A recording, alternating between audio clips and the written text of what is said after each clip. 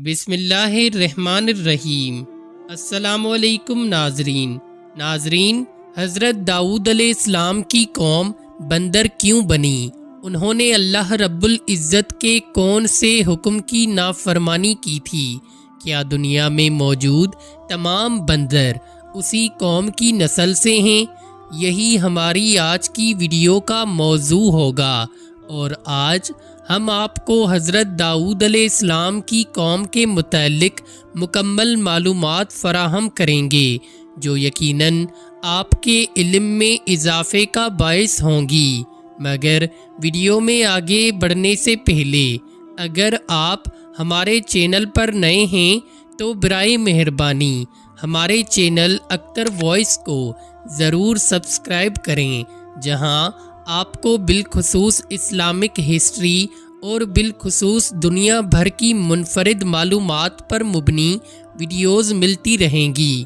ناظرین، حضرت داؤد علیہ السلام اللہ کے برگزیدہ نبی اور رسول تھے، اور اللہ رب العزت نے آپ کو بادشاہت بھی عطا کی تھی۔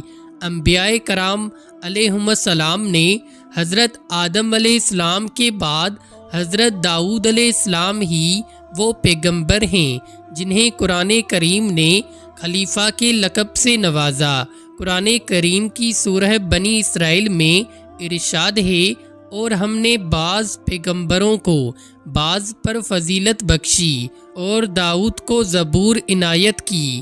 ناظرین، حضرت داؤد علیہ السلام کی قوم کے 70,000 آدمی عقبہ کے پاس سمندر کے کنارے ایلا نامی گاؤں میں رہتے تھے، اور یہ لوگ بڑی فراخی اور خوشحالی کی زندگی بسر کرتے تھے۔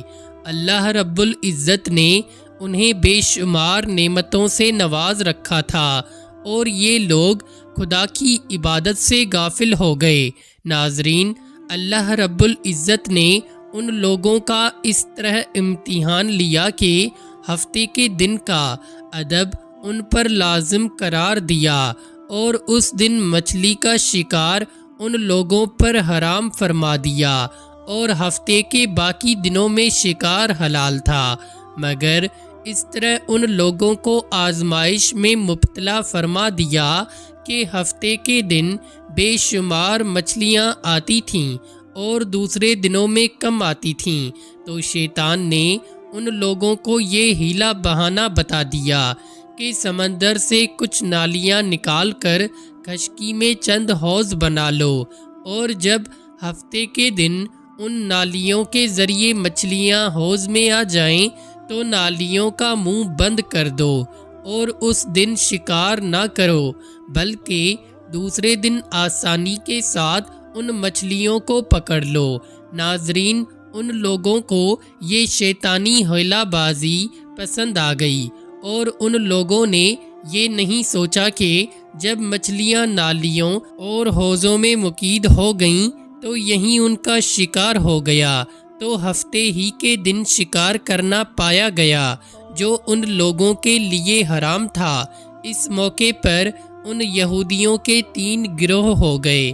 ناظرین، کچھ لوگ ایسے تھے جو شکار کے اس شیطانی ہلا سے منع کرتے تھے، اور ناراض و بیزار ہو کر شکار سے باز رہے، جبکہ دوسرے گروہ کے لوگ اس کام کو دل سے تو برا جان کر خاموش تھے، مگر دوسروں کو منع نہیں کرتے تھے، بلکہ منع کرنے والوں سے یہ کہتے تھے کہ تم لوگ ایسی قوم کو کیوں نصیحت کرتے ہو جنہیں اللہ رب العزت ہلاک کرنے والا یا سخت سزا دینے والا ہے، جبکہ تیسرا گروہ وہ سرکش و نافرمان لوگ تھے جنہوں نے حکم خدا بندی کی اعلانیہ مخالفت کی اور شیطان کی ہیلا بازی کو مان کر ہفتے کے دن شکار کر لیا اور ان مچھلیوں کو کھایا اور بیچا بھی۔ ناظرین، جب نافرمانوں نے منع کرنے کے باوجود شکار کر لیا تو منع کرنے والی جماعت نے کہا کہ اب ہم ان معصیت کاروں سے کوئی مل ملاپ نہ رکھیں گے۔ چنانچہ ان لوگوں نے گاؤں کو تقسیم کر کے درمیان میں ایک دیوار بنا لی اور آمد و فت کا ایک الگ دروازہ بھی بنا لیا۔ حضرت داؤد علیہ نبینا علیہ السلام نے غضبناک ہو کر شکار کرنے والوں پر لعنت فرما دی۔ اس کا اثر یہ ہوا کہ ایک دن خطا کاروں میں سے کوئی بھی باہر نہیں نکلا تو انہیں دیکھنے کے لیے کچھ لوگ دیوار پر چڑھ گئے تو کیا دیکھا کہ وہ سب کے سب بندروں کی صورت میں مسخ ہو گئے ہیں۔ اب لوگ ان مجرموں کا دروازہ کھول کر اندر داخل ہوئے تو وہ بندر اپنے رشتہ داروں کو پہچانتے تھے اور ان کے پاس آ کر ان کے کپڑوں کو سونگھتے تھے اور زاروں قطار روتے تھے، مگر لوگ ان بندر بن جانے والوں کو نہیں پہچانتے تھے۔ ان بندر بن جانے والوں کی تعداد تاریخ میں 12,000 لکھی ہوئی ہے۔ یہ سب 3 دن تک زندہ رہے اور اس درمیان میں کچھ بھی کھا پی نہ سکے، بلکہ یوں ہی بھوکے پیاسے سب کے سب ہلاک ہو گئے۔ شکار سے منع کرنے والا گروہ ہلاکت سے سلامت رہا، اور صحیح قول یہ ہے کہ دل سے برا جان کر خاموش رہنے والوں کو بھی اللہ رب العزت نے ہلاکت سے بچا لیا۔ ناظرین، سورہ بقرہ کی آیت نمبر 65 میں اللہ رب العزت کا ارشاد ہے، اور بے شک ضرور تمہیں معلوم ہے کہ وہ جنہوں نے ہفتے میں سرکشی کی تو ہم نے ان سے فرمایا کہ ہو جاؤ بندر، دھتکارے ہوئے۔ ناظرین، یہ مفصل واقعہ سورہ الاعراف میں موجود ہے، جس سے معلوم ہوتا ہے کہ شیطانی ہیلا بازیوں میں پڑھ کر اللہ جل شانہ کے احکامات کی نافرمانیوں کا انجام کتنا برا اور کس قدر خطرناک ہوتا ہے، اور خدا کے نبی جن بد نصیبوں پر لعنت فرما دیں وہ کیسے ہولناک عذاب الہی میں گرفتار ہو کر دنیا سے نیست و نابود ہو کر عذاب نار میں گرفتار ہو جاتے ہیں اور دونوں جہان میں ذلیل و خوار ہو جاتے ہیں۔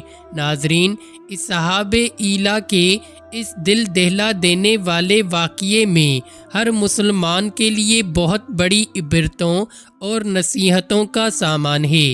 کاش اس واقعے سے مسلمانوں کے قلوب میں خوف خدا بندی کی لہر پیدا ہو جائے اور وہ اللہ اور اس کے رسول کی نافرمانیوں کی پگڈنڈیوں میں بھٹکنے سے منہ موڑ کر صراط مستقیم کی شاہراہ پر چل پڑیں اور دونوں جہانوں کی سر بلندیوں سے سرفراز ہو کر اعزاز و اکرام کی سلطنت کے تاجدار بن جائیں۔